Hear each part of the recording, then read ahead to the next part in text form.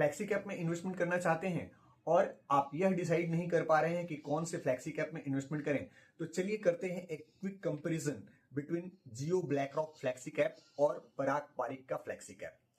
सबसे पहले जानते हैं कि जियो का जो फ्लैक्सी कैप है वो इन्वेस्ट करता है इंडियन मार्केट में लार्ज कैप, मिड कैप और स्मॉल कैप, साथ ही साथ ग्लोबल मार्केट में भी।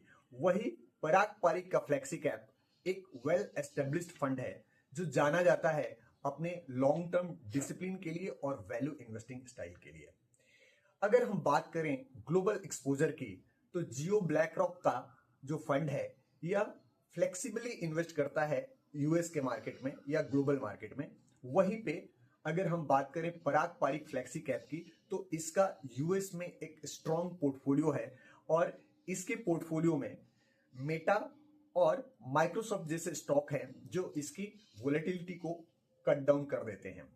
अब अगर हम बात करें दोनों की एयूएम के विषय में, तो पराग पारिक फ्लैक्सी कैप का टोटल एयूएम 1,29,000 करोड़ है और वहीं पे जियो ब्लैक रॉक के फ्लैक्सी कैप का एयूएम साइज सिर्फ 2,300 करोड़ है।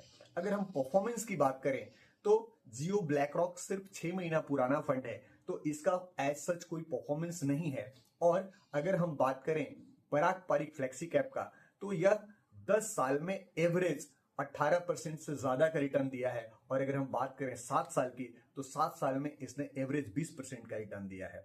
अगर चूज करना हो कि किस फंड में इन्वेस्टमेंट करना है, तो अगर आप मॉडरेट टू हाई रिस्क लेना चाहते हैं तो आप जियो के फ्लेक्सी कैप में इन्वेस्टमेंट कर सकते हैं, और अगर आप स्टेबल फंड में जाना चाहते हैं मॉडरेट रिस्क के साथ में, तो आप पराग पारिक का फ्लेक्सी कैप चूज कर सकते हैं।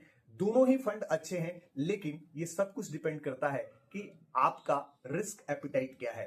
अपना इन्वेस्टमेंट करने से पहले अपने इन्वेस्टमेंट एडवाइजर से बात करना ना भूलें, और अगर आप अपने पोर्टफोलियो को रिव्यू कराना चाहते हैं तो हमें डीएम कर सकते हैं। आप कमेंट करके ये बताइए कि आपको जियो अच्छा लगता है या पीपीएफएस। Thank you.